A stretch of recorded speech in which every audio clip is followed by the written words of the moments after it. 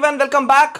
भाई तुम क्लास 10 के हो, 12 के हो, इंप्रूवमेंट एग्जाम देने वाले हो या कंपार्टमेंट, अगर मन में तुम्हारे जरा सा भी 0% भी अगर प्रेशर है, टेंशन ले रहे हो कि यार कंपार्टमेंट एग्जाम में मेरा क्या होगा या इंप्रूवमेंट एग्जाम में मेरे मार्क्स बढ़ेंगे कि नहीं बढ़ेंगे, तो बिल्कुल भी प्रेशर मत लो, क्योंकि सीबीएसई ने खुद कह दिया है कि तुम सभी पास हो जाओगे, कोई भी फेल नहीं होगा। बस तुम्हें कुछ खास बातों का ध्यान रखना है, सिर्फ उतना कर दो। सीबीएसई कह रही है यार मार्क्स लेके जाओ, बटोर के जाओ, पास और फेल तो बहुत छोटी चीज होगी, मतलब तुम मार्क्स ज्यादा लेके जाओ। यानी कि अब सोचो कि तुम्हारे मार्क्स अच्छे आ जाते हैं तो मतलब तुम्हारा जो मार्कशीट है, जो फाइनल मार्कशीट जो होगा, उसमें तुम्हारे मार्क्स इंक्रीज कर जाएंगे, परसेंटेज इंक्रीज हो जाएगा, राइट। तो मैं अभी सब कुछ बताने वाला हूं, तो इसलिए मैं चाहता हूं कि वीडियो को यही लाइक करो, शेयर करो, कमेंट करो। वैसे मेरे पास में बहुत सारे मेल्स मैसेजेस आ रहे थे कि सर कुछ टिप्स दे दीजिए, फाइनल टिप्स, क्योंकि अब कल से तो कंपार्टमेंट इंप्रूवमेंट एग्जाम शुरू हो रहे हैं, तो कुछ टिप्स। तो देखो ये फाइनल टिप्स मैं दे रहा हूं, और चाहे तुम्हारा किसी भी पेपर का तुम कंपार्टमेंट दे रहे हो या इंप्रूवमेंट दे रहे हो, सब पे ये लागू होगा, ठीक है। तो कैसे तुमको सीबीएसई पास करेगी वो भी बताऊंगा, लेकिन पहले कुछ इंपॉर्टेंट पॉइंट्स पे ध्यान दे देते हैं कि तुम्हें अपने कंपार्टमेंट एग्जाम में, इंप्रूवमेंट एग्जाम में करना क्या है, किस तरह से तुम पेपर अटेम्प्ट करोगे। देखो यूट्यूब पे 100 वीडियो मिल जाएंगे, लेकिन हमेशा हम जो है वो अपने हर एक स्टूडेंट्स के साथ में खड़े रहते हैं, तो मैं सीधा टू द पॉइंट बोलूंगा, थोड़ी कड़वे लगे बात तो लगे।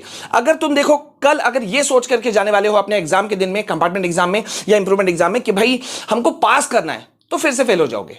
ये सोच के जाओ कि हमें 4 कराना है, समझे। अरे यार पास करने के लिए कितना नंबर चाहिए? 33? अरे भैया 33 नहीं चाहिए। अगर क्लास 10 वाले हो तो 33 नहीं चाहिए, तुमको बहुत कम चाहिए। कैसे, मैं बताऊंगा। लेकिन यहां देखो, इस वक्त जब तुम्हें पेपर मिलेगा ना अपने कंपार्टमेंट एग्जाम का, बैठे होगे एग्जाम सेंटर के अंदर में, गहरी सांस लेना। तुमको क्वेश्चन पेपर पढ़ने का टाइम मिल रहा है, क्वेश्चन पेपर को ध्यान से पढ़ना, और उसके बाद क्या करना है, अब यहां आ जाओ। सबसे पहले कुछ देखो मैंने पॉइंट्स दिए हुए हैं, और याद रखना किसी भी सब्जेक्ट का तुम्हारा पेपर है, ये सब पे लागू हो जाएगा। सबसे पहले तुम्हें क्या ध्यान रखना है कि इस बार हमें ठोक करके आना है, फोड़ करके आना है। फिर चाहे एक पेपर का तुम कंपार्टमेंट दे रहे हो या 2 पेपर का, ठीक है, कितने भी पेपर का, तुमको फोड़ कर आना है। तो तुम्हें क्या करना है, शुरू से एक मोटो रखना है कि यार maintain, we have to maintain our speed throughout the exam. 3 घंटे के पेपर में तुमको मतलब जो कुछ पानी वानी पीना है ना, वॉशरूम जाना है, वो पहले ही चले जाना क्लासरूम में बैठने से पहले। लेकिन अब हमें जो बैठना है तो हमें 3 घंटा फोड़ करके आना है। तो शुरू से ही तुम्हारा स्पीड जो है ना वो मेंटेन्ड होना चाहिए। जिस सेक्शन में तुम्हारी पकड़ लग रही है, 15 मिनट जो क्वेश्चन पेपर पढ़ रहे हो, पढ़ो, फोकस कर लो, यार ये सेक्शन मेरे लिए अभी अच्छा होगा, उस सेक्शन को पहले करना। अब यहां पे सेक्शन पे भी बहुत सारे लोगों ने, अलग अलग यूट्यूबर्स ने अलग अलग राय दे दिया कि जो क्वेश्चन आए पहले बना दो।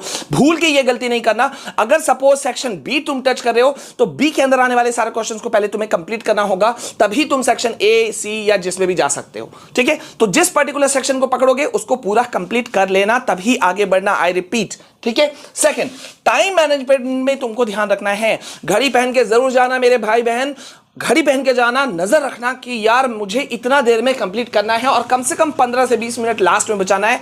किस लिए? जिसमें हम कीवर्ड्स को अंडरलाइन करेंगे, ठीक है, या वापस से रिव्यू करेंगे, हमारा कहीं आंसर छूट तो नहीं गया, कोई पॉइंट छूट तो नहीं गया, कोई एमसीक्यू ऐसा तो नहीं है जिसको मैंने सोचा था बाद में अटेम्प्ट करूंगा, कोई क्वेश्चन बाद में अटेम्प्ट करूंगा, छूट गया। तो उसके लिए टाइम मैनेजमेंट पे तुमको फोकस करना है। अब यहां एक बात का बहुत इंपॉर्टेंट चीज है, वो ध्यान रखना कि भैया, थर्ड नंबर पॉइंट याद रखना, एक क्वेश्चन पे तुमको एक ही मौका मिलने वाला है और इस बार फोड़ कर आना है। तो मतलब क्वेश्चन को ध्यान से पढ़ो, दिए गए इंस्ट्रक्शंस को ध्यान से पढ़ो, वर्ड लिमिट या जो भी चीज तुमको कहा है उसको ध्यान से पढ़ो, और उसके बाद में लिखो, फोड़ो, ठीक है। अब यहां पे जैसा मैंने कहा था अभी कि 15 से 20 मिनट तुमको लास्ट में रीडिंग टाइम रखना है, तो उसको जरूर रख लेना। नेक्स्ट, बहुत सारे बच्चे कंफ्यूज कहां हो जाते हैं, ऑप्शंस पे। अभी मेन एग्जाम जब तुम लोग का हुआ था उसमें भी ऐसे ही हुआ था। मतलब बहुत सारे बच्चे तो जो दृष्टिहीन बच्चों के लिए होता है, उन क्वेश्चंस को भी अटेम्प्ट करके आ गए। इस तरह के भी फॉल्ट्स पकड़ के देखने के लिए आए थे। वो क्यों हुआ था? क्योंकि सही ढंग से क्वेश्चन को, इंस्ट्रक्शंस को पढ़ा नहीं। तो तुम जब अपना क्वेश्चन पढ़ोगे तो किस सेक्शन को पहले अटेम्प्ट करने वाले हो, section A, B, C, D, E, जो भी, उसको पहले। अब जैसे इंग्लिश है तो इंग्लिश में तो 3 ही सेक्शन है, सेक्शन ए, बी, सी, ठीक है। तो उसमें तुम किस सेक्शन को पहले करोगे, इसको बहुत ही वाइजली चुनना, ठीक है, क्योंकि इसी में तुम्हारा मूल मंत्र रखा हुआ है। अब शुरू से तुमने स्पीड मेंटेन कर लिया ना, तो समझो तुमने बेड़ा पार कर लिया। तो जिस सेक्शन को पकड़ोगे तेजी से। अब हर क्वेश्चन में तुम्हें क्या करना है, जैसे अगर मैथ्स के स्टूडेंट हो तो हर क्वेश्चन में तुम्हें कुछ खास बातों को ध्यान रखना है, कि मैथ्स वालों के लिए मैं बोल रहा हूं, ठीक है। हर क्वेश्चन में तुमको लिख देना है गिवन, उसका फॉर्मूला दे दो, by the formula of this and this, ठीक है। और जो फाइनल आंसर आएगा उसको बॉक्स में लिख देना। बॉक्स में जब लिख रहे हो तो यूनिट वगैरह अगर है तो उसको सही से लिखना, ठीक है। एक बात का ध्यान रखना, don't stick to any single question. अगर किसी पर्टिकुलर क्वेश्चन में तुम्हारा ज्यादा समय लग रहा है तो मूव ऑन करो। मूव ऑन करो। तुमने कुछ स्ट्रैटेजी तो बनाया होगा ना कि एक क्वेश्चन पे तुम कितना टाइम देने वाले हो, कितना स्पेंड करने वाले हो। नहीं बनाया है तो अभी भी बनाओ, आज अभी इसी टाइम बैठ के बनाओ कि तुमको एक क्वेश्चन में कितना टाइम देना है। जैसे एमसीक्यू होता है तो एक क्वेश्चन पे 1.5 से 2 मिनट काफी होता है। अब उससे ज्यादा टाइम तुम दे रहे हो 5-5 मिनट एक एमसीक्यू के लिए, तो ये तो बेवकूफी है, राइट। इसको ध्यान रखना। अब जहां भी तो मैथ्स है चाहे जो भी है पेपर तुम्हारा, जहां जहां पॉसिबल हो डायग्राम्स जरूर बनाना। अगर मैथ्स में हो तो एंगल को ढंग से डिफाइन करना, ठीक है, अपने आंसर को वेरीफाई करना। मतलब इन टोटल बात यह है कि किसी चीज को हमें छोड़ना नहीं है, पहला बात हो गया। और एक सबसे एक बात बोल दे रहा हूं, पॉइंट्स में आंसर लिखना जरूर। अगर 2 नंबर का क्वेश्चन है, 3 नंबर का क्वेश्चन है तो 3 पॉइंट्स, 4 नंबर वाला क्वेश्चन है 4 पॉइंट्स, 5 नंबर वाला क्वेश्चन है 5 पॉइंट्स। मैं एक एग्जांपल दे रहा हूं तुमको, ठीक है। मतलब जितने मार्क्स हैं उतना ही पॉइंट्स में तुम आंसर दे सकते हो। पैराग्राफ ठूस ठूस के मत करना। और जितने भी इंपॉर्टेंट वर्ड्स हैं तुम्हारे एक पर्टिकुलर आंसर के अंदर में, उसके अंदर में अंडरलाइन का जरूर करना। मतलब कीवर्ड्स में जहां जहां मेन वर्ड्स है वहां पे अंडरलाइन उस वर्ड के नीचे जरूर करना। अब आ जाओ जल्दी से यहां पे, और ये प्रेशर का खेल खत्म करते हैं भैया। क्लास 10 में तुम्हारा जो थ्योरी है, ठीक है, वो है 80 मार्क्स का, और जो इंटरनल है, ठीक है, ये है तुम्हारा 20 मार्क्स का, जिसके मार्क्स तुमको मिल चुके हैं। अब इसमें से तुम्हारे हो सकता है 18-19 जो भी है वो आए होंगे, बस तुमको फाइट करना है यहां। लेकिन 10th वाले बच्चों को एक फायदा होता है कि इन टोटल मिलाकर के 33% नंबर लाने होते हैं, यानी कि आउट ऑफ 100। अब अगर तुम्हारा मान लो इंटरनल का मार्क्स तुमको मिल चुका है, अब यहां मैं डर खत्म कर रहा हूं, समझो बात को, कि अगर तुम्हारा यहां पर तुमको इंटरनल में 15, 16, 17, 18 जो भी मिल चुके हैं, तो उतना में से 33 नंबर में से माइनस करके देखो, तुमको उतने ही नंबर लाने हैं। मतलब अगर तुम्हारे इंटरनल में फिलहाल तुम्हारे जो तुम्हारा अभी मार्कशीट मिला था रिजल्ट के दिन, उसमें 18 मार्क्स है, तो मतलब और 15 भी नंबर अगर तुम लाते हो तो तुम अपना थ्योरी में पास कर जाओगे।